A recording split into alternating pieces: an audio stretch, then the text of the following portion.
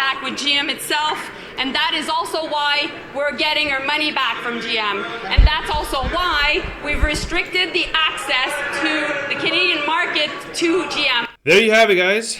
Restricting the market to GM. Today is Wednesday, February 4th. My name is Miloš Krajčnik. This is Canuck News. I thought that was just a great segue into the story I want to cover today because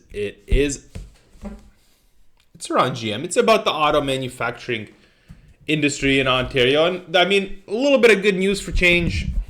Not the greatest news, but there's a ray of hope, guys. There's a ray of hope. And it's that Japanese automakers, Honda and Toyota, they're staying in Canada. They now account for 77% of Canadian vehicle production, guys. And they're making higher priced vehicles with advanced technology. And they're thinking longer term than the American automakers while they're retreating. But there's also bad news. They're actually 77% of production, right? Because everybody else left. So all of the American manufacturers, they're pulling back. They're closing their factories. And Canadian auto production has collapsed by nearly half in less than a decade. That's 23,000 assembly jobs lost, guys. And there's a significant amount of jobs lost before the tariff pressures kicked into place. So this has been a systemic problem, ongoing problem over the years, right? So it's not so much a recent issue. And even the Japanese manufacturers say Trump's tariffs for Canada are actually unsustainable. So there is good news. But there's also good news in the middle of an industrial collapse. So let's go through the article together, guys. A decade of upheaval and declining production in the Canadian automaking sector has highlighted the persistent strength of Japanese manufacturers in this country, even as the Detroit Three have retreated. Those are the findings of a new report from Trillium Network for Advanced Manufacturing, a think tank based at Western University in London, Ontario. The report to be released on Monday says Ontario auto production declined to 1.2 million vehicles in 2025 from 2.3 in 2016, driven by a plunge in output at factories owned by Ford Motor Company, General Motors, and Stellantis. In 2016, four manufacturers each regularly assembled more than 400,000 cars a year in Ontario. By 2025, Honda and Toyota were the only ones to do so, accounting for 77% of Canadian production. Assembly plant employment has also plunged to 23,700 in 2024 from 32,700 in 2015. This does not include the tariff-related job cuts of 2025. So this is all before the tariffs happened, right? So we were going through a major issue even before the tariffs were happening. So I want to stop right here to kind of pick at this just so that we can kind of, break down what's been happening in the Canadian auto manufacturing, because production's collapsed. We just read it. In 2016, we had 2.3 million vehicles produced in Ontario. In 2025, it was 1.2 million vehicles produced in Ontario. That's a 48% decline in less than a decade. And nearly half of Canadian auto production disappeared. Imagine that, guys. Jobs collapsed. So what do we see? In 2015, it was 32,700 assembly plant jobs. In 2024, it was 23,700 assembly plant jobs. That's 9,000 jobs gone. That's a 27% decline, guys. And that's before Trump came in with the tariffs. So we can't just blame Trump on, the tariffs are bad and it's screwing Canadians. They're bad. They're bad for us, sure. But this has been an issue before that. In 2016, four manufacturers each made over 400,000 cars a year in Ontario. That's Ford, GM, Chrysler, Honda, and Toyota.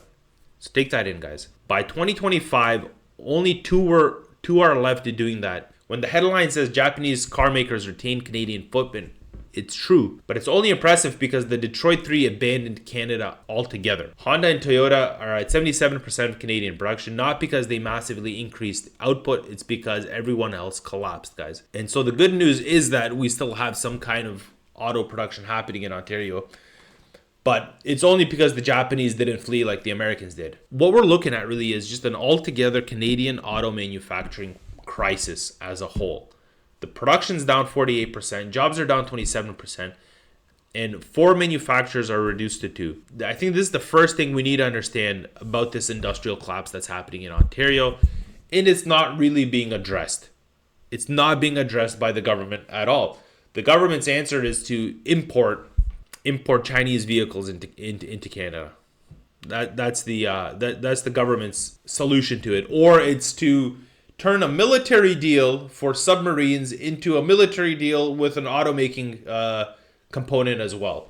That's what they're trying to do in Korea and in Germany. Instead of addressing the issue head on with the people that are affecting your jobs directly, right? The Americans. No, we're not going to do that. Let's keep it going though. But production at plants owned by Honda and Toyota has remained stable, not including the slowdown during the COVID-19 pandemic, even as U.S. President Donald Trump imposed 25% tariffs on the non-U.S. content of Canadian-made cars. Brendan Sweeney, managing director of the Trillium Network, said the Japanese car makers have increased production and investments in Ontario recently, making higher-priced cars that contain more advanced technology. Toyota makes the RAV4 hybrid and Lexus RX at plants in Cambridge and Woodstock. Honda makes the Civic and CR-V in Alliston.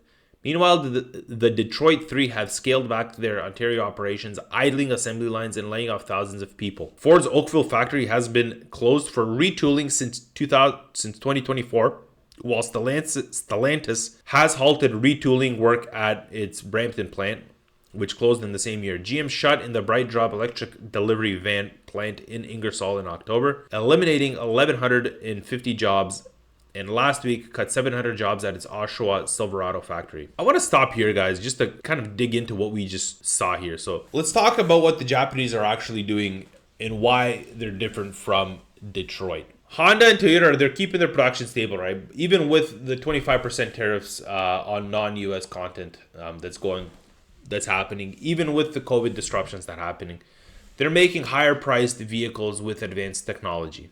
Yeah, the RAV4, we have the Lexuses, we have the Civics and the CR-Vs and the Alliston plants. Meanwhile, the Detroit 3 completely retreated. We have the Ford Oakville closed for retooling since 2024. It's still closed.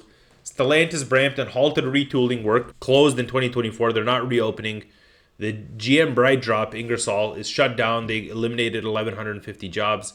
The Oshawa plant as well, 700 jobs cut lost. So what's the difference, guys? Why did the Japanese stay when the Americans fled, guys? And the next couple of paragraphs here, the next two paragraphs are really the telling sign. It goes, Mr. Sweeney attributes Honda and Toyota's steady footprint to a cultural belief in looking longer term in comparison to their Detroit counterparts. The Japanese companies look at their plants in terms of how they fit in the overall network and market, whereas US companies see their plants as more profit centers.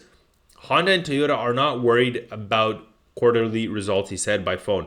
They're not as worried about kowtowing to an American president because they are not American companies. They tend to have these long-term horizons for return on investment compared to the US-based automakers.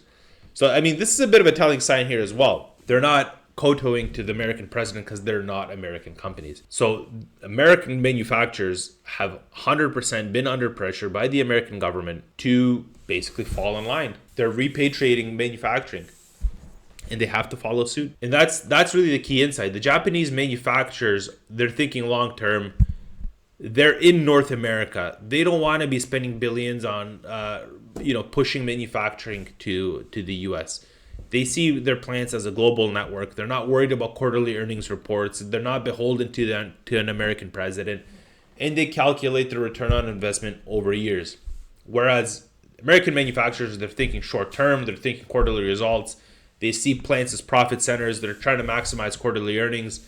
And they obviously answer to the American president and American shareholders. This is really the fundamental difference in that corporate culture. Detroit looks at Ontario plants and asks, what's the quarter's profit? If profits drop because of tariffs or slowdown, they shut it down immediately. They cut the jobs. They move production elsewhere. Tokyo looks at Ontario and says, how does this fit a 20-year strategy? If profits drop temporarily, let's ride it out, guys. Let's maintain the work capacity. Let's keep the workforce. And this is really explaining everything. This is why the GM shut down the Bright Drop plant after one bad quarter, why Ford and Stellantis closed plants for retooling that never reopened, and why Honda and Toyota are continue producing even with the 25% tariffs. The only good news here is that Japanese corporate culture values stability and long-term thinking. The bad news is that Canada is entirely dependent on foreign companies and their cultural preferences. So guys, we have no industrial strategy of our own. This is what I keep saying. At this moment, we're literally just hoping that Japanese companies keep thinking long term. This isn't a strategy, guys.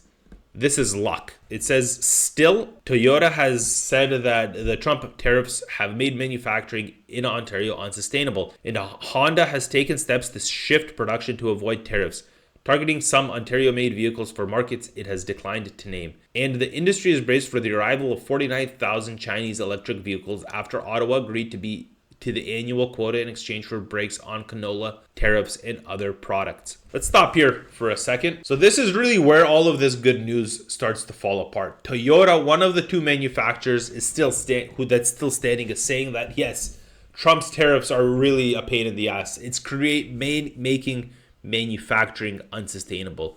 Not challenging, guys. Not difficult, unsustainable. And Honda's already shifting production away from Canada to avoid those same tariffs. So they won't say where, obviously, but they're moving their vehicles out. And again, the 49,000 Chinese electric vehicles coming into Canada after Ottawa agreed to annual quotas in exchange for canola tariff breaks. Come on, guys. Let's recap where we are now. We have production down 48%. We have jobs down 27%. The American manufacturers are gone. Only Honda and Toyota are left, and they're saying manufacturing is unsustainable, and they're shifting production elsewhere. Plus, we're about to be flooded by Chinese EVs, relatively soon. And what's Canada's response to all of this? The Trillium Network, in its new report, highlights its own solutions to bolster the Canadian auto sector. These include rewarding automakers that produce cars or components here or make investments to do so, using a variety of incentives, tariffs, breaks, or emissions, production credits, consumer rebates on Canadian-made cars, and encouraging manufacturers to make better use of Canadian technology and talent. It's been decades since Canada used some of these measures, he said. We haven't really had an approach that says, listen, if you don't make cars here and you want to bring them over here, it's going to be a little harder to access our market. Maybe there's an additional cost to that, at least relative to the companies that do make their cars here. Let's read this part again, guys. It's been decades since Canada used some of these measures. We haven't really had an approach. Canada abandoned industrial strategy, guys, decades ago. The think tank is proposing tariff breaks for companies that manufacture here, production credits, consumer rebates on Canadian-made cars, making it harder to access the Canadian market if you don't produce here. These are basic tools of industrial policy. This is what Trump instilled, and it's biting us in the ass. And every major economy uses these. They do. That's why Trump went to Japan and he said, you guys have been tariffing US-made vehicles. US cars weren't allowed to sell in Japan because they had trade barriers. They were protecting Japanese car manufacturers. But Canada hasn't used it in decades. Why? Because after the Auto Pact ended in 2001, Canada adopted a let the market decide approach. No industrial strategy, no production incentives, no protection for domestic manufacturing, guys. Let's just hope companies choose Canada. And what happened? The Detroit 3 saw no incentive to stay. They shut down the plants. They cut 9,000 jobs. Production collapsed 48%. This has been happening for a while, though. I grew up in Kitchener-Waterloo. Kitchener used to be a big auto manufacturing hub. All of my uncles worked in companies like Bud in Kitchener, and they had great pays. And then Bud one day, I remember the day it closed. I was like 10 or 11. It just closed. Bud closed. Nobody could believe that Bud Canada closed, but it did. So this has been a systemic thing. And what Japanese manufacturers are staying sure, but it's not because Canadian policy is good. It's because Japanese corporate culture is the way it is. So we got lucky that Honda and Toyota happened to think long term, right? And even the luck is running out, guys, because Toyota literally says tariffs make Ontario unsustainable, and Honda is shifting production away. Chinese EVs are coming in, guys, and the federal government is supposed to release an auto strategy in February. The CUSMA trade agreement is up for review in July. And those are the two events that will determine if the Canadian auto manufacturing survives at all. And right now, the way things stand, we have a prime minister that's just bad mouthing the U.S. president, who this entire industry currently rides on, because all of these auto manufacturers are coming to Canada so that they can sell into the U.S. market. That's where all of this production capacity existed for. It existed for the U.S. market, and we're taking a dump on it. And if Canada's strategy for the last 2 decades has been, let's hope the Japanese companies stay, why should we expect anything different right now, guys? And just to quickly go over, I want to see, why this really matters to Canadians. This isn't about auto workers in Canada. The first thing, it's auto manufacturing drives supply chains, guys. Every assembly plant supports hundreds of parts suppliers. When GM shut Ingersoll, it wasn't just 1,150 assembly jobs. It was parts manufacturers in every province that supplied that plant.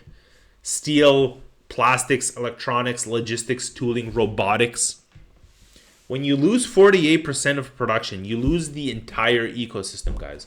The second thing is, this is what happens when you abandon industrial strategy, guys. Canada used to have auto pact from 1965 to 2001. It guaranteed Canadian production in exchange for market access, and it worked. It worked. Canadian auto manufacturing thrived, and when it ended, Canada replaced it with quite literally nothing. We just didn't replace it. So there's no production incentive, there's no tariffs on imports, no protection for domestic manufacturing. Just let the market decide. Let the market decide, and the market decided to leave. The third thing is, we're now entirely dependent on foreign goodwill. Japanese companies stayed because of corporate culture, not Canadian policy, not government incentives, not strategic planning. It's quite literally just luck that Honda and Toyota think long term. But when Toyota says Ontario is unsustainable and Honda shifts production, what's Canada's response? Let's hope they change their minds. This is what I'm talking about, economic nationalism. This is what I'm talking about, having a long-term national strategy for things that matter. You have to manufacture, because in manufacturing, you develop innovations in a wide net of different industries that support manufacturing, like robotics. This is all I have for you guys today. Hope you liked today's episode. My name is Miloš Krajčnik. Stay informed, stay curious, and God bless Canada. This is Canada. Maple syrup and like Cabernet. Kick your ass all hockey season. Mounties be riding horses.